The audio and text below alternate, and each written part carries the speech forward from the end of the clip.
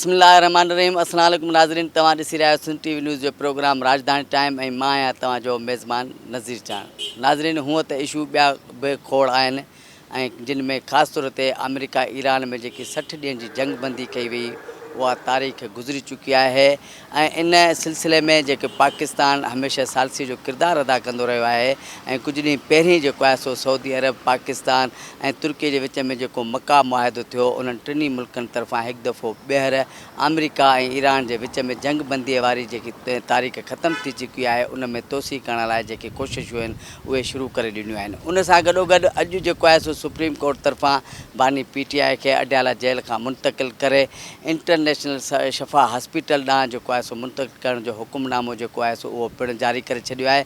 पर अॼु असां जेके जंहिं उनवान ते, जंहिं सब्जेक्ट ते, जंहिं मौज़ू ते ॻाल्हि ॿोल कंदासीं उहो इन मामले ते ॻाल्हि कंदासीं त जेको वफ़ाक़ी घरू वज़ीर मोहसिन नक़वी तरफ़ां कुझु ॾींहं पहिरीं जेको आहे सो इहो बयानु ॾिनो हो त मुल्क में जेको आहे सो जेके नवां सूबा आहिनि या इंतिज़ामी यूनिट आहिनि उहे जेके आहिनि सो ठहणु घुरिजनि। जंहिंखां पोइ कुझु सियासतदान पर ख़ासि तौर ते MQM पाकिस्तान तरफ़ां माज़ीअ वांगुरु हिकु दफ़ो ॿीहर इन नॉन इशू खे इशू बणाए जेको आहे सो लिसानीअ जेकी सियासत कंदी आहे उनखे ॿीहर जेको आहे सो उजागर करण लाइ कोशिशूं करे रही आहे।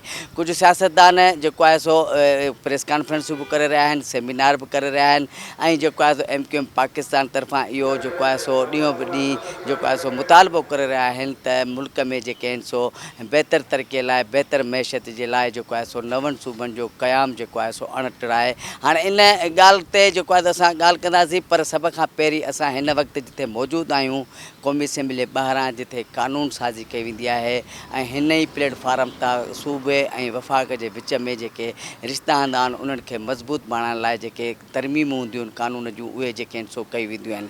सभ खां पहिरीं जेकॾहिं सूबनि जी ॻाल्हि कंदा नवनि सूबनि जी त उन लाइ 73 जे आइन में वाज़ह तौर ते लिखियलु आहे त जंहिं सूबे में नओं सूबो ठहणु घुरिजे उतां जी जेकी सूबाई असेंबली हूंदी उते जेको आहे सो 2/3 जेके आहे अक्सरियत सां करारदाद जेको आहे सो पहिरीं मंज़ूरु कराइणी पवंदी ऐं पोइ जेको आहे सो इन नवनि सूबनि जे हवाले सां या इंतिज़ामी यूनिट जे क़याम जे हवाले सां जेको प्रोसेस आहे उहो जेको आहे सो शुरू कयो वेंदो। पर अफ़सोस सां थो चवणो पए त जेके सियासतदान आहिनि, जेके क़ानून बाबति बि ॼाण रखनि था ऐं 73 जो आइन पढ़ी करे हिते क़ौमी असेंबलीअ जे अंदरि जेके आहिनि सो पहुता आहिनि ऐं सेनेट में बि जेके आहिनि सो मौजूदु रहनि था ऐं उहे जेके आहिनि सो क़ानून जूं ॻाल्हियूं कंदा आहिनि। पर अफ़सोस सां त उहे सियासतदान क़ानून खे पढ़ण जे बदिरां सिर्फ़ु पंहिंजे मफ़ादनि जे लाइ जेको आहे सो नवनि सूबनि जो जेको राग आहे उहो मुसलसल जेके आहिनि सो आलापे रहिया आहिनि। का नवनि सूबनि ठाहिण जे हवाले सां जेको 73 जे आइन में वाज़ह तौर ते लिखियलु आहे त जंहिं सूबे में ठहणु घुरिजे उतां जी जेकी आहे सो 2/3 जेको आहे सो अक्सरियत हासिलु करे ऐं करारदाद मंज़ूरु करणी पवंदी ऐं अहिड़े तरीक़े सां पंजाब असेंबलीअ में 2 दफ़ा जेको आहे सो नवनि सूबनि ठाहिण जे हवाले सां जेकी करारदाद आहे उहा अक्सरियत राय सां मंज़ूरु करे थी चुकी आहे। पर उन ते अॼु ॾींहं ताईं कंहिं बि क़िस्म जो जेको आहे सो अमल न थी सघियो आहे। जॾहिं त ख़ैबर पख्तूनख्वा असेंबली जी बि ॻाल्हि कंदासीं त उते बि जेको आहे सो नवनि सूबनि जे हवाले सां जेकी करारदाद आहे उहा अक्सरियत राय सां मंज़ूरु थी चुकी आहे। पर ओॾांहुं बि जेको आहे सो कंहिं क़िस्म जो को बि जेको आहे सो अमल दरामद थींदे नज़र न आयो आहे। सिर्फ़ु ऐं सिर्फ़ु सिंध में वधीक सूबा ठाहिण जे हवाले सां आख़िर इहे कंहिंजा मफ़ादनि, आख़िर इहे सिंध जी जेकी हमेशह ऐं सिंध उहा वाहिद असेंबली आहे जंहिं पाकिस्तान जे क़याम लाइ पहिरीं करारदाद जेको आहे सो पेश कई हुई ऐं पाकिस्तान जो बुनियादु जेको आहे सो सिंध विधो हो ऐं सिंध सां गॾोगॾु सिंध असेंबलीअ में नवनि सूबनि जे हवाले सां करारदाद मंज़ूरु न थी हुई। पर नवां सूबा न ठाहिण जे हवाले सां तारीख़ में ऐं आइन में ऐं सिंध असेंबली में रिकॉर्ड मौजूदु आहे त उते अक्सरियत राय सां इहा करारदाद मंज़ूरु कई वई त सिंध में वधीक कंहिं बि तरीक़े सां कंहिं बि सूरत में को नओं सूबो जेको आहे सो बर्दाश्त न कयो वेंदो। पर अफ़सोस सां कुझु सियासतदान जेके आहिनि सो पंहिंजे ज़ाती मफ़ाद ख़ातिर ऐं ख़ासि तौर ते MQM पाकिस्तान जा अॻुवान जिन में ख़ासि तौर ते फारूक सत्तार आहे, ख़ालिद मक़बूल सिद्दीक़ी आहे, मुस्तफ़ा कमाल आहे जेको वफ़ाक़ी वज़ीर आहे, उहे मुसलसल जेके आहिनि सो कंहिं TV शो जे ज़रिए, कंहिं प्रेस कॉन्फ्रेंस जे ज़रिए या जेको आहे सो कंहिं ॿिए प्लेटफॉर्म ते वेही करे बार बार जेको आहे सो नवनि सूबनि जो मुतालबो करे रहिया आहिनि जेको मुसलसल इहा आइन जी ख़िलाफ़ वर्ज़ी आहे ऐं उन्हनि जे ख़िलाफ़ बि आइन तहत जेको आहे सो कार्रवाई थियणु घुरिजे। इन सां गॾोगॾु जेको आहे सो आइन त वाज़ह करे छॾियो त नवां सूबा कहिड़े तरीक़े सां ठही सघजनि था ऐं किथे जेको आहे सो नवनि सूबनि जी ज़रूरत आहे। जॾहिं त पंजाब में 2 दफ़ा करारदाद मंज़ूर थी चुकी आहे, हिकु नओं सूबो भावलपुर जे हवाले सां ऐं ॿियो ॾखण जेको पंजाब आहे उते जेको आहे सो सूबा ठाहिण जे हवाले सां करारदाद ते आख़िर छो कोन अमल कयो वियो आहे। जॾहिं त ख़ैबर पख्तूनख्वा में हज़ारा डिवीज़न जेकी आहे उते जेको आहे सो नओं सूबो ठाहिण जे हवाले सां पिणु ख़ैबर पख्तूनख्वा असेंबली में करारदाद जेकी आहे उहा अक्सर तरह सां मंज़ूर थी, पर उन ते बि जेको आहे सो कंहिं क़िस्म जो अमल न थी सघियो आहे। आख़िरकार सिंध जेको आहे सो इहे जेके आहिनि सो कंहिंखे जेको आहे सो अखियुनि में चुभी रही आहे ऐं सिंध जा माण्हू जेको आहे सो कंहिं बि सूरत में जेको आहे सो नए सूबे जी ॻाल्हि ॿुधणु जेको आहे सो बर्दाश्त नथा कनि त नए सूबे ते अमल कराइण जे लाइ कीअं जेको आहे सो तयारु थी सघनि था। ताज़ो जेको आहे सो तकरारी कैनालनि जे हवाले सां बि सिंध जे अवाम भरपूर जेको आहे सो आवाज़ु उथारियो ऐं मजबूरन वफ़ाक़ खे उहो तकरारी कैनाल आरज़ी तौर ताईं बंदि करिणो पियो। असां अॼु हिन ख़ासि तौर ते जेको सिंध TV न्यूज़ जे प्रोग्राम राजधानी जे प्रोग्राम में जेकी अॼु ॻाल्हि ॿोल कंदासीं उहा नवनि सूबनि जे हवाले सां ॻाल्हि ॿोल कंदासीं त सियासतदाननि जो आख़िर मौक़िफ़ छा आहे, कहिड़ा सियासतदान जेके हिन नवनि सूबनि जी हिमायत करे रहिया आहिनि ऐं कहिड़ा सियासतदान आहिनि जेके हिन सूबनि जी जेकी ॻाल्हि कई पई वञे उनखे बर्दाश्त करण लाइ तयारु न आहिनि। अचो त नाज़रीन असां ॻाल्हि ॿोल कयूं था। और आज भी वो कर रहे हैं, कब नहीं किया उन्होंने। इस सियासत के तहत हज़ारों लोगों को जो है मौत के घाट उतार दिया, कराची शहर की सड़कें सुरख कर दी, लोगों की माओं की गोदें उजाड़ दी, हमारी बहनों के सर से उनका शौहर छीन लिया, साया छीन लिया, बच्चों को यतीम कर दिया। तो कराची के साथ जो कुछ किया है उन्होंने, हैदराबाद के साथ जो कुछ किया है, तो हैदराबाद के लोग बखूबी वाकिफ़ हैं। आज जो लोग 55-60 साल के हो गए उनसे पूछे कि 40 साल पहले जब वो 20 साल के थे क्या हुआ, देखा उन्होंने यही देखा ना। एमक्यूएम के शुरू से, चाहे वो अल्ताफ़ हुसैन साहब थे, चाहे अल्ताफ़ हुसैन के बाद की एमक्यूएम है, चाहे वो आज की एमक्यूएम है, समझे ना। तो ये तो वैसे तो है मुंतशिर कौमी मूवमेंट, क्योंकि मुत्तहदा तो रहे नहीं है, तो 4-5 ग्रुप हैं इनके, समझे आप। तो बात ये है कि अगर आप ग्राउंड रियलिटी देखें तो ग्राउंड रियलिटी पे इनके साथ तो कोई नहीं है, इनको कोई सपोर्ट हासिल नहीं है। कराची शहर में आप जाएं, आप जाके मिलें, एमक्यूएम की कोई सपोर्ट में कोई बात करता नज़र आए तो आप सर्वे करके देख लें, ठीक है ना। अल्लाह का शुक्र है पीपल्स पार्टी के लोग हिमायत करेंगे। ठीक है, मसाइल हैं कराची शहर के अंदर, मसाइल को हम हल कर रहे हैं, और ये मसाइल आज के नहीं हैं। ज़ाहिर बात है कि हमें एक उजड़ा हुआ शहर मिला था, उस शहर को बनाने के लिए हमें बहुत ज़्यादा वसाइल की ज़रूरत है, और वसाइल जो है जितने भी वसाइल अवेलेबल हैं सिंध गवर्नमेंट के पास वो उधर लगा रही है। कराची शहर में वो पूरी की पूरी तवज्जो दे रही है। बिलावल भुट्टो जरदारी साहब के तहत वहाँ भी जितना डेवलपमेंट का काम किया जा रहा है वो शायद माजी में कभी नहीं हुआ। एमक्यूएम के 40 साल दौर में उनके 3 मेयर रहे, 3 मेयर जमात इस्लामी के रहे। तो एमक्यूएम ने इन 3 मेयर के दौर में क्या डिलीवर किया? हमारा तो आज 1 मेयर है पिछले 3 साल से। पीपल्स पार्टी ने 104 निश्चित के साथ ये कराची शहर जीता है, अक्सरियती पार्टी है, सिंगल लार्जेस्ट पार्टी है हम। तो पीपल्स पार्टी ने तो हमेशा बिला तफरीक रंग व नस्ल जो है लोगों की खिदमत की है। एमक्यूएम ने सिर्फ लसानी बुनियाद पे काम किया है, नफ़रत की बुनियाद पे काम किया, तकसीम की बुनियाद पे काम किया है। तो पीपल्स पार्टी किसी सूरत में भी जो है ये सिंध की तकसीम बर्दाश्त नहीं करेगी, सिंध के अवाम बर्दाश्त नहीं करेंगे। और सिंध के अवाम में मैं कराची शहर के लोगों को भी गिनता हूँ, आप उनको माइनस ना करें। कराची शहर के रहने वाले कोरंगी के हों, लांडी के हों, लियाकताबाद के हों, औरंगी टाउन के हों, नई कराची के हों, लियारी के हों, मलीर के हों, कोई भी हों, वो इस सारे इशू पे वो एक ज़बान है, हम आवाज़ हैं। पीपल्स पार्टी के साथ आवाज़ मिला के खड़े होते हैं। ये जो आज टीवी शोज़ में बैठ के और चैनल्स पे बैठ के और बयान दे के और प्रेस कॉन्फ्रेंस करके राय अम्मा हुआ नहीं की जा सकती। राय अम्मा एक ही है, और वो है कि सिंध की तकसीम नामंजूर नामंजूर नामंजूर। जी हाँ, बिल्कुल। जिन असम्बलियों ने प्रोसेस पूरा किया है, जिन सूबों का प्रोसेस वो तो पहले बनाए ना, समझे ना। PMLN के लोगों की बात सुना था, उनको कबूल नहीं है, PTI के लोगों को कबूल नहीं है, जमात इस्लामी को कबूल नहीं, तो कबूल किसको है? किसी को कबूल नहीं है। कौन सी जो बड़ी जमातें हैं उनको किसी को कबूल नहीं है। तो पाकिस्तान पीपल्स पार्टी आवाम के साथ है, आवाम पीपल्स पार्टी के साथ हैं, और हम सब एक ज़बान है। और इस पर तो देखें, एक भी तो बात यह है कि गवर्नमेंट कहती है हमारे सामने तो कोई चीज़ ही नहीं है, رانا ثناء صاحب کا بیان سن لیں اور دوسرے لوگوں کی بات سن لیں. انہوں نے بولا تو ایسی چیز نہ ایجنڈے پہ ہے نا ہمارے سامنے کوئی ڈاکومنٹ ہے, ایسے نہ ہم سے کسی نے بات کی ہے نہ ہم سے کہا گیا ہے. تو یہ تو انہوں نے بلکہ انہوں نے کلیئر کٹ کہا ہے کہ اس کا سوال ہی پیدا نہیں ہوتا. وہ ان کی اپنی ذاتی رائے ہو سکتی ہے, ذاتی خواہش ہو سکتی ہے, ذاتی رائے ہو سکتی ہے.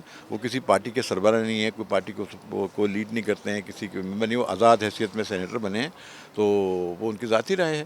تو ذاتی رائے ایسے کسی کی بھی ہو سکتی ہے, سمجھے نا. تو بات یہ ہے کہ میری پارٹی کا موقف اور میرے سندھ کے عوام کا موقف, میرے ملک کے عوام کا موقف یہی ہے کہ پاکستان کی یہ 4 اکائیاں ہیں, سندھ, بلوچستان, پنجاب, کے پی, وہی پاکستان کا وفاق ہے, یہی اسلام آباد ہے.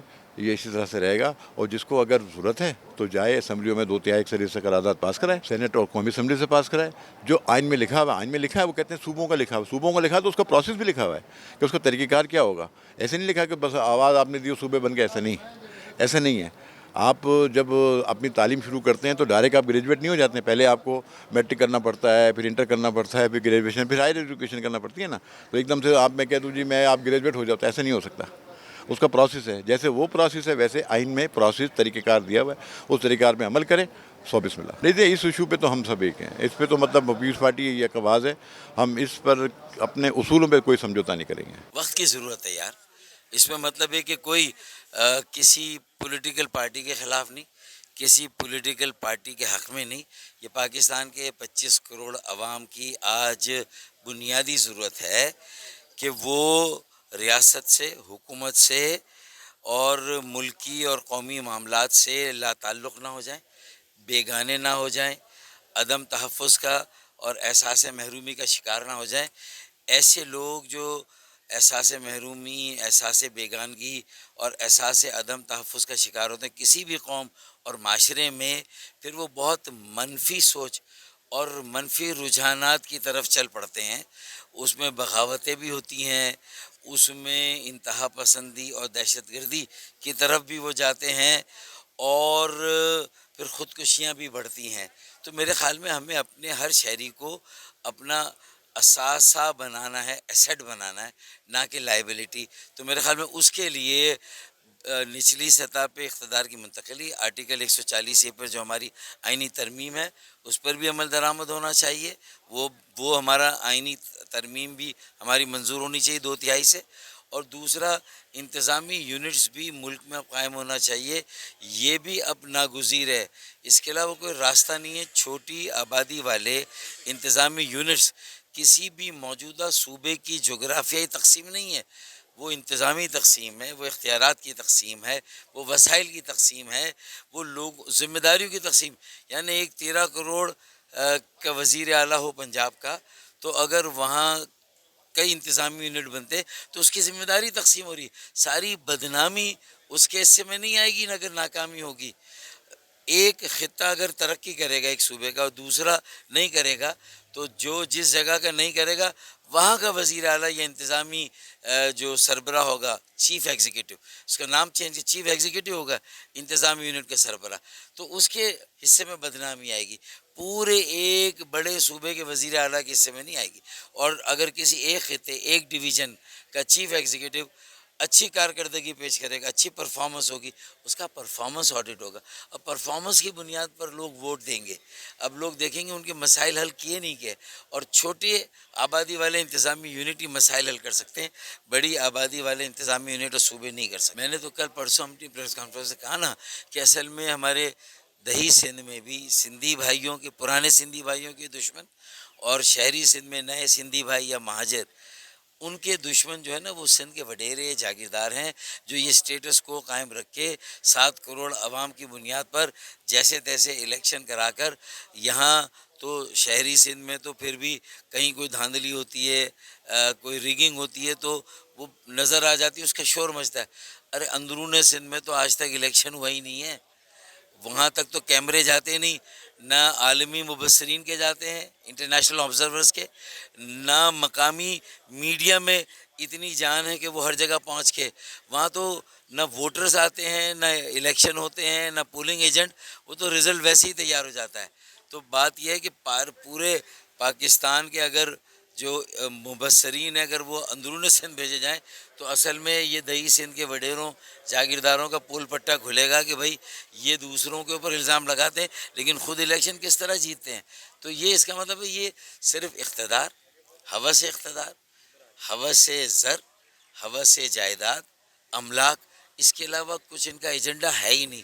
تو اب یہ بکرے کی ماں چھری کے نیچے آ گئی.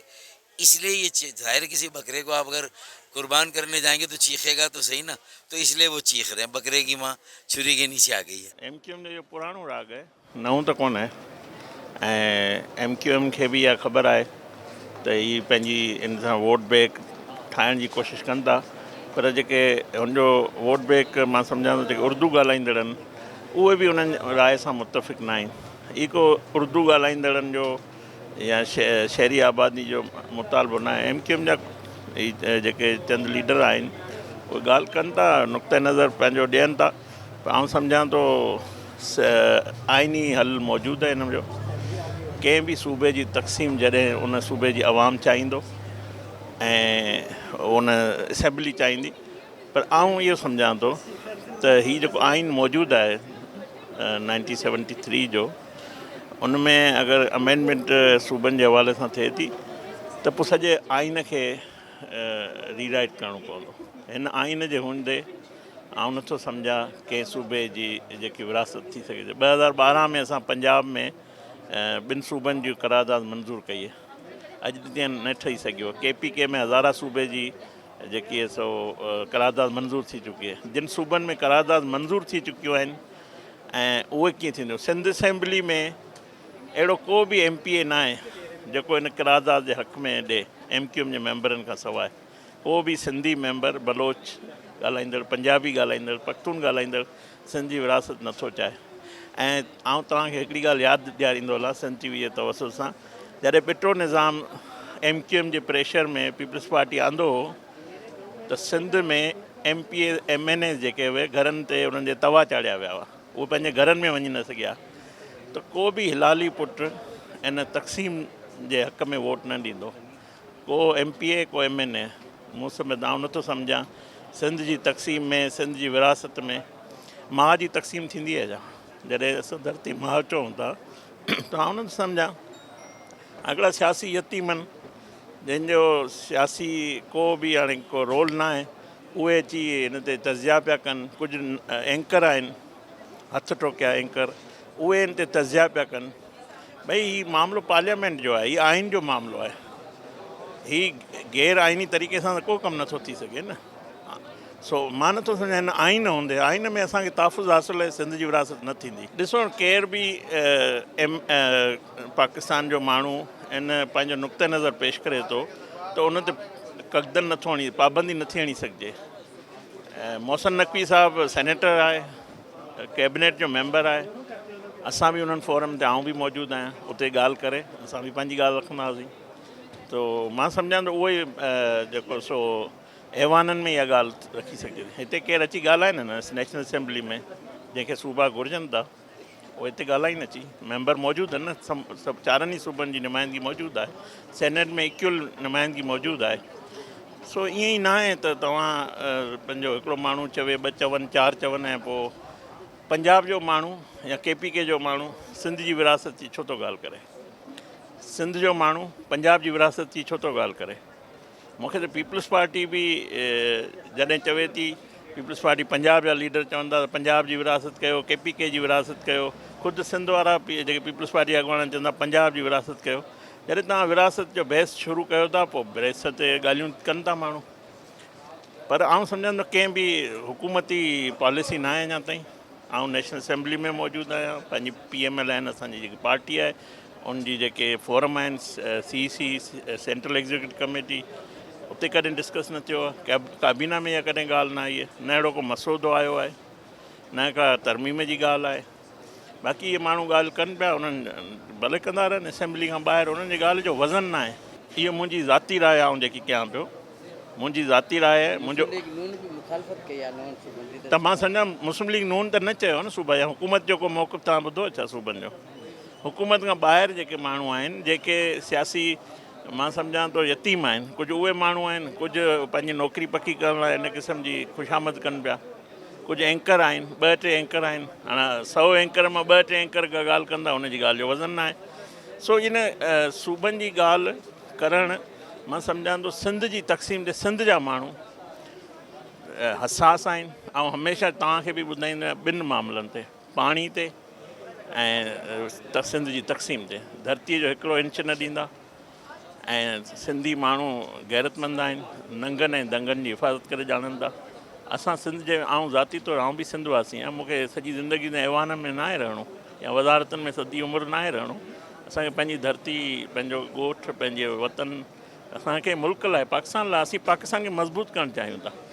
सिंध पाकिस्तान खे रेज़ोल्यूशन पास कयो, सिंध, उहा सिंध पाकिस्तान, सिंध मज़बूत हूंदो, पाकिस्तान मज़बूत हूंदो। असां पाकिस्तान जा ख़ैरु ख़्वाह आहियूं, असीं हिन रियासत जा ख़ैरु ख़्वाह आहियूं, असीं स्टेट सां गॾु आहियूं। सो असां का बि अहिड़ी इंतिशार तक़सीम जी सपोर्ट न कंदुसि। आउं ज़ाती तौरु, मुंहिंजे ज़ाती मौक़िफ़ आहे, ऐं कंहिं बि अहिड़े इंतिशार जंहिंसां 5 करोड़ माण्हुनि जो मौक़िफ़ जेको हिकिड़े पासे हुजे, उनखे तव्हां बिल्डोज़ केर बि नथो करे सघे। आइनी तरीक़ो मौजूदु आहे, पर आउं सम्झां थो इन आइन में सिंध खे तहफ़ुज़ हासिलु आहे। जी नाज़रीन, ऐं सियासतदाननि सां ॻाल्हि ॿोल जो सिलसिलो जारी आहे। असां वठूं था हिते हिकिड़ी नंढड़ी ब्रेक।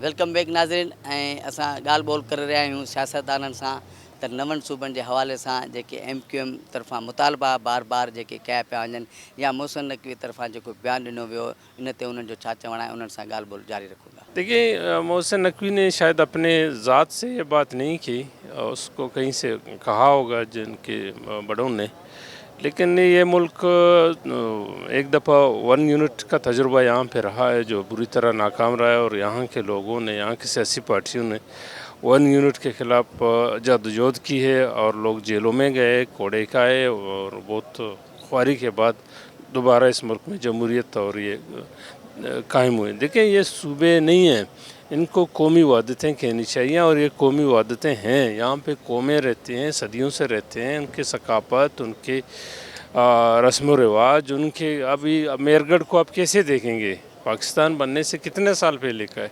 ये हमारे लोग आजकल ये उल्टी सीधी दलाल देते हैं। ये तो चूँकि पार्टी का हमारा राय आ गया है, हम तो सूबों के हक़ में नहीं है। जो मुल्क इस वक्त जिस पोजीशन में है उसको इसी तरह बेहतर अंदाज में चलाएं, जमहूरियत को मुस्तहकम करें, जमहूरी इदारों को मुस्तहकम करें, लोगों के हक़ राय का एहतराम करें, तो तब जाकर चीज़ें ठीक हो सकती हैं। बजाय क्या इसकी क्वांटिटी को बढ़ाएंगे, इतने आप खुद कहते हैं कि फंड नहीं है, मेडिसिन के लिए फंड नहीं है, कॉलेजों के तलबा के लिए स्कॉलरशिप के लिए फंड नहीं है, तो फिर ये बड़ा स्ट्रक्चर फिर उसके लिए कहाँ से फंड लाएंगे। फिर IMF के पास जाएंगे, फिर उल्टी सीधी मामलात आ जाएंगे। हम सूबों के बिल्कुल इसके ख़िलाफ़ हमारी पार्टी का राय आ गया, हम इसके हक़ में नहीं हैं। MQM इहो स्टेटमेंट सां को बि सूबो कोन ठहंदो आहे। आइन में सूबनि खे तहफ़ुज़ मिलियल आहे। को बि सूबो जेकॾहिं पंहिंजे हदुनि जो तइन करणु चाहे त जेसि ताईं उन सूबे जी असेंबली 2/3 मेजॉरिटी सां बिल पास नथी करे, तेसि ताईं जेको आहे सो उन सूबे जे हदुनि में बि फेरफार नथी थी सघे। उन जे करे इन्हनि ते मुंहिंजे ख़्याल में इन्हनि जे स्टेटमेंट्स ते ध्यानु ई न ॾियणु घुरिजे। इहे बेसलेस आहिनि, इहे रुॻो कंज़म्पशन लाइ आहिनि, पंहिंजे कॉन्स्टिट्यूंसीअ खे जेको आहे सो त असीं जेको आहे सो सिंध में सूबो चऊं, सिंध में सूबो क़यामत ताईं ठही कोन थो सघे। MQM खे इहो क्लियर हुजणु घुरिजे, सम्झो न, त सिंध में क़यामत ताईं सूबो नथी सघे, छो त तव्हांखे क़यामत ताईं 2/3 मेजॉरिटी सिंध असेंबली में नथी मिली सघे, ऐं आइन बि नथो चेंज थी सघे। सो इन जे करे हीउ जेको शोशो आहे उहो ॿियनि मामलनि खे जेको आहे सो पंहिंजो पोइते धिकण लाइ आहे। असली जेको मुल्क जो मसइलो आहे त फेडरल गवर्नमेंट जो एक्सपेंडिचर आहे 19,000 अरब, ऐं टैक्स रेवेन्यू आहे मुल्क जो, नॉन टैक्स रेवेन्यू आहे 20,000 अरब। उन खे ई घटि 5-6 हज़ार अरब जेको आहे वधीक जेको खणनि था उहो घटि नथा कनि, ऐं मिनिस्ट्रियूं प्रोविंशियल सब्जेक्ट्स रखियूं वेठा आहिनि CCI जो इजलास कोन था घुराइनि CCI जा सब्जेक्ट वेठा फेडरल कैबिनेट थी हलाए गैर आइनी तौर ते गैर कानूनी तौर ते फेडरल गवर्नमेंट खे रीसेट करणु तमामु ज़रूरी आहे कल्ह असीं डेवोल्यूशन कमेटी में उन ते जेको आहे सो इंस्ट्रक्शन्स बि फेडरल गवर्नमेंट खे जारी कया आहिनि त 2 डज़न मिनिस्ट्रीज़ ख़तमु कयो ऐं CCI जा सब्जेक्ट्स वज़ीर आज़म जेको आहे सो फेडरल कैबिनेट में न खणे इन करे जेको मुल्क जो मसइलो आहे उहो फेडरल गवर्नमेंट जे एक्सपेंडिचर जो मसइलो आहे जेको उहो घटि करण लाइ तयारु न आहिनि ऐं उनखे घटि करणु घुरिजे पीपल्स पार्टी जो क्लियर मौक़िफ़ आहे भाई सुबुहनि ते जेको आहे सो Punjab assembly resolution bill pass कयो आहे न 2/3 मेजॉरिटी सां उते छो था सूबो ठाहिनि रणजीत सिंह जेको आहे सो कब्ज़ो कयो मुल्तान ते ऐं पंहिंजे पुट जो नालो मुल्तान सिंह रखियो हुअईं उहो त कब्ज़े वारो आहे न जॾहिं सरहद असेंबली पंहिंजो इंटेंशन ज़ाहिर करे चुकी आहे रेज़ोल्यूशन पास करे चुकी आहे सिंध असेंबली 5 दफ़ा रेज़ोल्यूशन पास करे चुकी आहे ओॾे छो था वञनि जॾहिं क्लियर आहे ॻाल्हि सूबनि जी ॻाल्हि ई ख़तमु थी वई जॾहिं सरहद असेंबली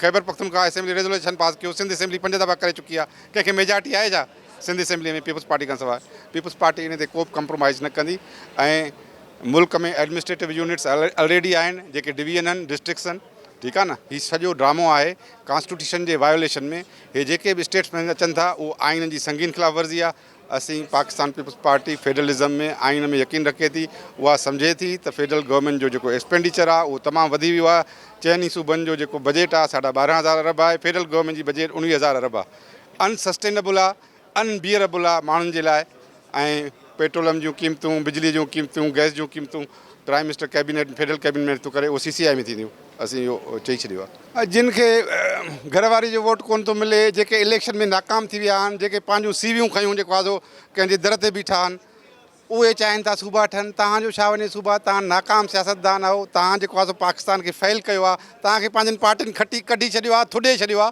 अहिड़ा माण्हू जेको आहे सो तव्हांखे पंहिंजनि पार्टियुनि टोड़े छॾियो आहे तव्हां पंहिंजे लीडरशिप जे ख़िलाफ़ु बग़ावत कई उन्हनि जे ख़िलाफ़ु कयो आहे इन जो कैरेक्टर कहिड़ो आहे जेके सूबनि जी डिमांड था कनि ॿुधायो त इन्हनि सियासतदाननि जो कैरेक्टर कहिड़ो आहे जेके सूबनि जी डिमांड था कनि पाकिस्तान खे सूबनि ठाहियो आहे पाकिस्तान जी डेफिनेशन आर्टिकल 1 में इहो आहे 4 सूबा इस्लामाबाद जी कैपिटल टेरिटरी ऐं पार्लियामेंट जेके इलाइक़ा शामिलु करे पाकिस्तान जी डेफिनेशन ई सूबनि ते मुश्तमिल आहे माना सूबनि जे ख़िलाफ़ु ॻाल्हि करणु पाकिस्तान जे ख़िलाफ़ु ॻाल्हि करणु आहे तो ये जेके सियासतदान आहिनि CV खयूं घुमंदा था वतन इन्हनि जी का हैसियत ही कोन्हे इन्हनि ते डिस्कस ही न कयो देखिए सूबों के हवाले से आज तो बात कम अज़ कम नहीं बनती आज तो इमरान खान की सेहत की बात है और शिफा हस्पताल की और सुप्रीम कोर्ट के फैसले की बात है तो जब ये इंशाल्लाह चीज़ें ठीक हो जाए हमारे तो मंशूर का हिस्सा है सूबे पे हमें कोई एतराज़ नहीं लेकिन एक चीज़ कम अज़ कम ज़रूर हो कि आपने सूबे इत्तफाक़ राय से बनाने बिल्डोज़ नहीं करने अगर वफाक की कोई इकाई इसके ऊपर एतराज़ कर रही है तो उससे बैठ के बात करें आवाम को बताएं और आवाम को फैसला करने दें आप फैसले इस्लामाबाद में बैठ के जब किसी जमात के अगेंस्ट करना शुरू कर देते हैं यहाँ से प्रॉब्लम शुरू हो जाएगा सो अगर पीपल्स पार्टी आपके साथ नहीं है हम बता रहे हैं हमारा मंशूर है पड़ा लेकिन अप्रूवल तो इमरान खान साहब ने देनी है पीपल्स पार्टी ने तो उसको एग्री करें उनसे बैठ के बात कीजिए इस तरह बैठ के थोपने से फैसला पहले कभी वफाक इत्तफाक पैदा हुआ है कि वफाक मजबूत हुआ है पहले बलूचिस्तान के इशू खैबर पख्तूनख्वा इशू है एक और इशू ना हो जाए सो इसको थोड़ा टेक्निकली हैंडल मैं तो जनूबी पंजाब और हक में हूँ जी मैंने खुद करा था देखिए वही बात है ना आप उनसे बात कीजिए देखिए अगर लोगों की ज़रूरत है उनसे बात कीजिए अगर मसले का हल निकल सकता है बातचीत तो वाह ना मजबूर मत कीजिए किसी सूबे को ये गलत हो जाएगा इस तरीके से आप सिंध के लोगों से बात करें पीपल्स पार्टी से बात करें लेकिन ये उनकी चॉइस होनी चाहिए ये आपका डिसीजन नहीं होना चाहिए अगर आवाम की फलाह इसमें है कि वो समझते हैं ये उनका फैसला होना चाहिए इस्लामाबाद में बैठ के कोई आपकी तकदीर का सियासी तकदीर का फैसला नहीं कर सकता इसी गलत फैसलों की वजह से तो पहले बलूचिस्तान में मसले चल रहे हैं आप क्या चाहते हैं यही मसला फिर सिंध में भी शुरू हो जाए सो हम सूबों के हक़ में लेकिन इस तरीके से किसी को बुलडोज़ करना नो ऐसा नहीं इहो हूअं ई राग हलंदो रहंदो आहे राग जा मुख़्तलिफ़ सुर हूंदा आहिनि ऐं घणो जेको आहे तबलनि ते बि दारो मदार हूंदो आहे पोयों तबला केतिरा वॼनि था पिया हक़ीक़त ॻाल्हि इहा अथव त इहा शइ नामुमकिन आहे जेका न थियण जहिड़ी ॻाल्हि आहे ऐं जेके माण्हू अॼु ॾींहं ताईं 75-76 साल में पाण खे पाकिस्तान सां सॾाइनि मुहाजिर लफ़्ज़ पियो हले पियो त उन्हनि जी कॾहिं इहो ख़्वाबु पूरो कोन थींदो ऐं पीपल्स पार्टी ज़िंदा आहे पीपल्स पार्टी हमेशह सिंध जी हिफ़ाज़त कई आहे ऐं हिकिड़ी असांजी सिंध जे लाइ अम्ब्रेला आहे ऐं असांजा पीपल्स पार्टी जी जेका क़यादत आहे ऐं बिलावल भुट्टो साहब आसिफ ज़रदार साहब अदी फरियाल साहब आहे या सॼी क़यादत जेका ॿी जेके असांजा सीनियर्स आहिनि सभिनी जो इन ॻाल्हि स्टैंड आहे त इहो कॾहिं थियणु न ॾींदा न को थींदो हुयो न हुननि जी सोच ई छो न जंहिंजो ॼणा टांडो खणणु आई ऐं बोरचानी थी मोटी वई हुननि जी सोच इहा आहे त हू आया त हिते जेको आहे सो रुगो पनाह वठण जे लाइ ऐं पनाह वठण वारो माण्हू वरी चए त हीउ हितां जेको आहे सो असुलु जेके हितां जा धरती जा धणी निकिरनि ॿाहिरि इहा हिकिड़ी नामुमकिन ॻाल्हि आहे। इन सां हिकिड़ो मुल्क जो हालात ख़ासि करे तमामु सिंध जा त एतिरा ख़राबु थी वेंदा ऐं वरी नई से हिकिड़ो नओं हिकिड़ो सिलसिलो शुरू थी वेंदो। छा सिंधी कराची छॾींदा? छा जिन जा कारोबार मुहाजिरनि जा जेके असां मुहाजिर नथा चऊं, असां चवंदा उहे बि सिंधी आहिनि, असांजे ॿियनि शहरनि में, ॿियनि तालुकनि में, ॿियनि ॻोठनि में, ॿियनि यूनियन काउंसिल में, इंटीरियर सिंध में जेके आहिनि, छा उहे हिननि जे जेको आहे सो चंद हिकिड़े जेके नाम निहाद जेके लीडर सॾाइनि था उन्हनि जे चवण ते जेको आहे सो पंहिंजा ॻोठ पंहिंजा बिज़नेस छॾे कराची हलिया वेंदा? हीअ वॾी माइग्रेशन थींदी। हीअ हिकिड़े पासे जेको चाहिनि था त सिंध जा जेके आहिनि हालात ख़राबु थियनि, उहो इन करे चाहिनि था त हिन जो जेको वॾो आहे इल्ताफ़, उहो हूअं ई इंडिया जो एजेंट आहे। हू हमेशह इंडिया जी मदद घुरंदो आहे, हू इंडिया लाइ कमु पियो करे। हू चाहिनि था त हिते असां हालात अहिड़ा पैदा कयूं जो हिते वरी हिकु क़िस्म जी लिसानेदारी जंग पैदा थिए ऐं जेको आहे हिकिड़ो वॾो हिकिड़ो बहिरान पैदा थिए। तंहिंजे करे पाकिस्तानी फोर्सिस, पाकिस्तानी इदारा कॾहिं बि अहिड़े इंडिया जे मनसूबे खे कामयाबु करणु न ॾींदा जंहिंसां सिंध जा हालात ख़राबु। बिल्कुलु पीपल्स पार्टी जो मौक़िफ़ वाज़िह आहे ऐं पीपल्स पार्टी स्टैंड वरितो आहे, इहा ॻाल्हि न थींदी। ज़ाहिर आहे उहा बि पार्टी आहे पीपल्स पार्टी, अहिड़े तरीक़े सां नून लीग बि पार्टी आहे, पर असांजी पार्टी में अञा ताईं का अहिड़ी डिस्कस न थी आहे त सूबे जे हवाले सां। जॾहिं इहा का शइ असेंबली ॿाहिरि इहे एतिरियूं ॻाल्हियूं उथंदियूं आहिनि, हर ॻाल्हि ते वेही कोन्हे ॻाल्हाइबो न। जेका ॻाल्हि ईंदी पार्लियामेंट में उन ते वेही पोइ ॻाल्हाए, पोइ जेको मेजॉरिटी जो फ़ैसिलो हूंदो पोइ वरी उन ते डिस्कस कबो। इहे हिकु पार्टी जे चवण सां या कुझु माण्हू पाण में त पहिरियां मुतहिद थियनि, पहिरियां त पाण में मुतहिद थियनि, पाण में मुतहिद थींदा त पोइ वञी उन्हनि जो इशू ईंदो। इहो इन जो पुराणो मौक़िफ़ आहे, शुरू खां वठी उनजो मौक़िफ़ रहियो आहे। उहो सियासी पार्टी आहे, उनखे पंहिंजो हक़ु आहे, उहो चई सघे थी। ॿियूं बि सियासी पार्टियूं आहिनि, उन्हनि जो बि पंहिंजो हक़ु आहे, उहो पंहिंजी राय ॾेई सघनि थियूं पियूं, ऐं उहो ई पोइ बाद में थींदो जॾहिं जेको मेजॉरिटी असेंबली में कंदी। पर मां सम्झां थो हिन टाइम नवनि सूबनि जी ज़रूरत न आहे। मुंहिंजे हिसाब सां मुल्क में एतिरा मसइला ॿिया आहिनि जे माण्हू पहिरियों उन्हनि मसइलनि खे त ठीकु कनि। हिकिड़नि मसइलनि मां असां निकिरूं कोन था। हिकिड़ी जंग लॻी पिया थी, तव्हां ॾिठो पाण अमेरिका या ईरान जी, उहा कॾहिं शुरू थींदी आहे कॾहिं बंदि थींदी आहे। इंडिया सां हाणे ताज़ो ताज़ो असां जेको आहे मार्क हक़ में अलाह साईं जी महिरबानी सां दुआ सां फील्ड मार्शल जी हिमत सां प्राइम मिनिस्टर जे वेहण सां उहा कामयाबी कई आहे। उनमें इकॉनॉमिक जा इशू लॻा पिया आहिनि, एतिरा ॿिया इशूज़ नी, पहिरियां त उन्हनि ते फोकस कजे न। सूबा वरी बाद जी ॻाल्हि आहे। बलोचिस्तान जी, KPK जी, इवन सिंध में तव्हां हलो डिस्ट्रिक्ट घोटकी में लॉ एंड ऑर्डर जी सूरत हाल एतिरी ख़राबु आहे। हाणे अॻु में त किडनैपिंग थींदी, हाणे त मोहलनि में जेके जॻह असां चवंदासीं भई हिकु टुबड़ी में घरु आहे, मोहल्ले जे अंदरि जंहिंमें 50-100 घर आहिनि, उनजे अंदरि राति जो वेही करे जेको आहे उन्हनि खां फुल लुट कनि था राति जो, घर में घिड़ी करे, लेडीज़ खां मर्दनि खां। असांजे मीरपुर वाथेले में थियूं नी 2-3 वारदातियूं हाणे थियूं नी। असां पहिरियां उन्हनि मसइलनि खे त सिधो कयूं, उनखां पोइ वरी इन ॻाल्हि ते ईंदासीं। मां सम्झां थो सिंध हुकूमत खे सोचणु घुरिजे। 15 साल खां मथे हुकूमत खे थी विया आहिनि पीपल्स पार्टी खे। हू थोरो ई पंजाब खां सिखी वठनि। पंजाब में जंहिं तरीक़े सां कमु थियनि था, कमु खे ॾिसो तव्हां, कमु बहितरीनु थियनि था, लॉ एंड ऑर्डर बहितरीनु आहे, ऐं उनखां पोइ उते तरक़ी बि थिए पई। त उहो सिंध में त तव्हां ॾिसो त का शइ तव्हांखे नज़र ई कोन ईंदी। अञा जेका पहिरियां बहितर हुआ उहे ते थी वई आहे। उनखे पाण खे बहितर करिणो पवंदो, न त अॻी इलेक्शन अचे पई, माण्हुनि जो जेको हथियार आहे उहा वोट विढ़ी न सघंदो, पर वोट त ॾेई सघे थो न कंहिंखे बि। त उन खां पोइ इंशाअल्लाह ताला मां सम्झां थो त नेक्स्ट जेको टर्म ईंदो सिंध में पाकिस्तान मुस्लिम लीग नून जो ईंदो। बिल्कुलु इहा ॻाल्हि सही आहे तव्हांजी, जिते मंज़ूर थियल आहे पहिरियां उते शुरूआति कयो, पर मां चवंदो इहा शुरूआति बाद में थिए, पहिरियां ॿिया मसइला हल थियनि। मुंहिंजे चवण जो मक़सदु इहो आहे त पहिरियां ॿिया मसइला हल थियनि, लॉ एंड ऑर्डर बहितर थिए, इकॉनॉमी बहितर थिए। जेके सराउंडिंग्स में तव्हां ॾिसो असांजे मथां हर कंहिंजी तलवार लटकी पिया, इंडिया मथियां वेठो आहे, अफ़गानिस्तान मथां वेठो आहे थियो, ऐं ॿियूं बि जेको इंटरनेशनल जेके थ्योरीज़ या साज़िशूं उहे थियनि पियूं। पहिरियों असां उनखे क्लियर कयूं, उनखां पोइ जे करे ज़रूरत पए थी त इन ते ॻाल्हाए सघिजे थो। जी नाज़रीन, तव्हां सियासतदाननि जी ॻाल्हि ॿोल ॿुधी संदन इहो वाज़े तौर ते चवणु हो त नवनि सूबनि बाबति कंहिं बि क़िस्म जी का बि ॻाल्हि बर्दाश्त न कई वेंदी, ऐं नवनि सूबनि जी उहे माण्हू मुतालबा करे रहिया आहिनि जिन जो माज़ी हमेशह जेको आहे सो लिसानी सियासत ते रहियो आहे, ऐं उन्हनि जी कंहिं बि क़िस्म जी का जेको आहे सो हैसियत न आहे। सियासतदाननि जो इहो बि चवणु हो त जेकॾहिं कंहिं क़िस्म जे नवनि सूबनि जे हवाले सां कंहिं क़िस्म जी का तजवीज़ आहे त उहा सभ खां पहिरीं जेको आहे सो असेंबली असेंबली में पेश कई वेंदी ऐं उन ते जेको आहे सो गौर वीचार कयो वेंदो, उन ते बहस कयो वेंदो ऐं जंहिंखां पोइ जेको आहे सो वाज़ह तौर ते ॿुधायो वेंदो त नवनि सूबनि जी कहिड़नि सूबनि में ज़रूरत आहे ऐं कहिड़नि सूबनि में नवां सूबा न ठाहिणु घुरिजनि। जॾहिं त सियासतदाननि इहो बि चयो त हीउ हिकु मुअल घोड़ो आहे नवनि सूबनि वारो इशू, उनखे ॿीहर नाकाम तरीक़े सां ॼाण जी जेकी आहे सो ऐं जेके सियासतदाननि जेके मुश्किल सां चूंडिजी अचनि था, उहे कुझु सियासतदाननि जेके नवनि सूबनि जी ॻाल्हि करे जेको आहे सो वफ़ाक़ ऐं सूबनि जे विच में जेके विच आहिनि उहे वधाइण जी नाकाम कोशिशि करे रहिया आहिनि। ऐं पंहिंजे मेज़बान नज़ीर चाण खे ईंदड़ प्रोग्राम ते इजाज़त ॾींदा। अल्लाह भाई।